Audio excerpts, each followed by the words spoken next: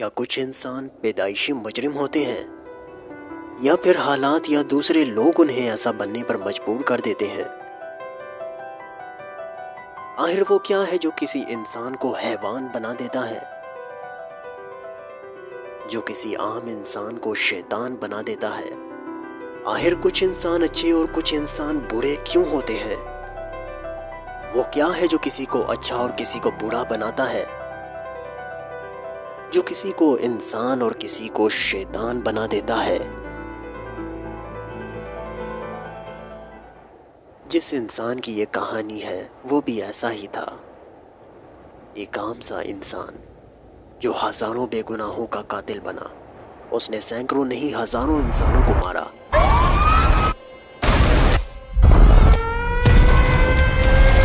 We're at war. We will find those who did it and we'll bring them to justice.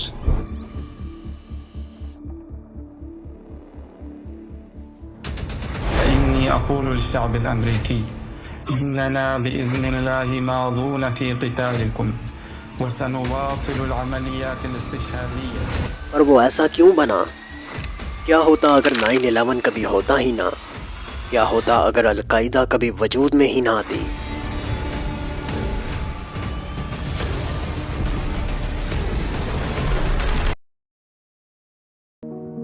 کیا ہوتا اگر Usama bin Laden کبھی terrorist بنتا ہی نہ؟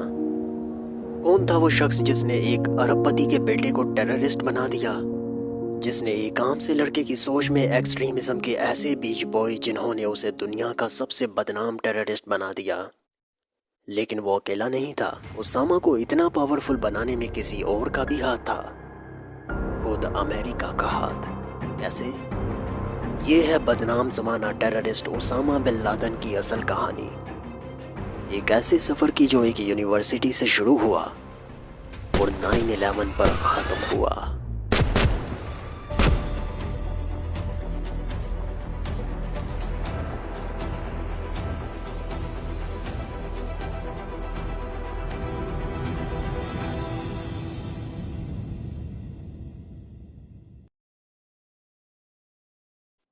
Usama bin Laden 1957 میں سعودی عربیہ کی ایک بہت امیر گھرانے میں پیدا ہوا۔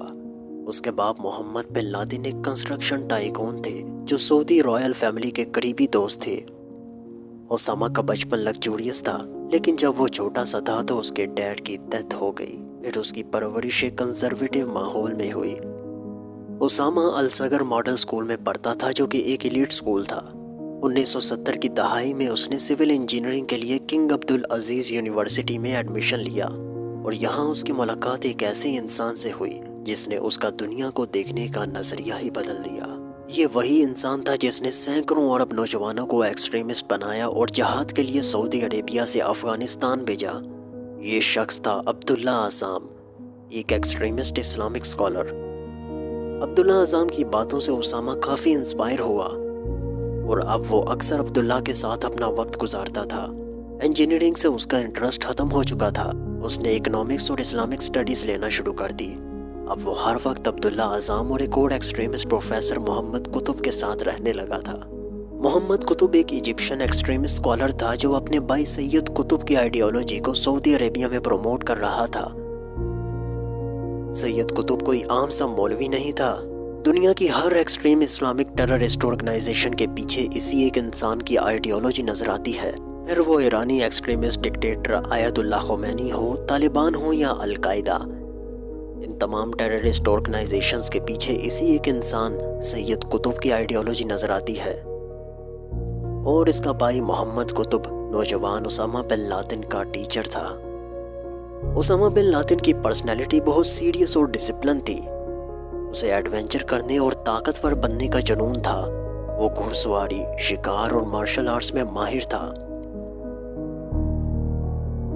وہ ان انسانوں میں سے تھا جو زندگی ایک بڑے مقصد کے لیے جیتے ہیں، اور یہ بات اس کے دونوں ٹیچرز اچھے سے سمجھ چکے تھے۔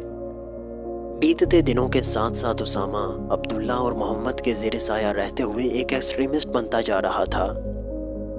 محمد قطب کا دنیا کو دیکھنے کا نظریہ کچھ یوں تھا کہ دنیا میں صرف دو طرح کے ہی انسان ہوتے ہیں، ایک ہے مسلمان اور باقی سب کے سب جاہلیاں ہیں.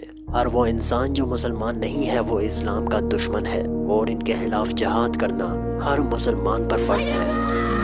ہر مسلمان کی ڈیوٹی ہے کہ ان کو مار کر دنیا میں زیادہ سے زیادہ اسلام پھیلائے. اور جو مسلمان یا اسلامک کنٹریز ایسا نہیں کرتے وہ ہپوکریٹس ہیں، اسلام کے غدار ہیں، اور ان کے خلاف بھی جہاد کرنا ایک سچے مسلمان کا فرض ہے.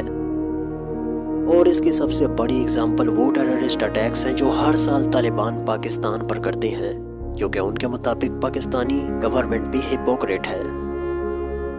محمد قطب اسامہ اور اپنے دوسرے اسٹوڈنٹس کو بتاتا تھا کہ ویسٹ، یورپ اور امریکہ اسلام کے سب سے بڑے دشمن ہیں اور اسلام کو ختم کرنا چاہتے ہیں. یہ صرف اپنے فائدے کے لیے مسلم کنٹریز کو کمزور کر رہے ہیں. اپنے لیکچرز میں محمد قطب اسامہ اور دوسرے اسٹوڈنٹس کو بتاتا تھا کہ دیکھو، اسرائیل مسلمانوں کا قتل عام کر رہا ہے اور ویسٹ ان کو سپورٹ کر رہا ہے، جو کہ سچ تھا. سعودی رولرز نے امریکہ کے ساتھ ہاتھ ملا لیا ہے. عبداللہ اعظم اور محمد قطب جیسے ایکسٹریمسٹ ٹیچرز نے اس کی سوچ کو پوری طرح سے بدل دیا تھا. اپنی جوانی کو پہنچنے تک وہ پوری طرح سے بدل چکا تھا. اب وہ خود ایک ایکسٹریمسٹ بن چکا تھا. اس کے دل میں ویسٹ، یورپ اور امریکہ کے لیے نفرت بڑھ چکی تھی. ویسٹ اسلام کا دشمن ہے، جہاد ہر مسلمان پر فرض ہے.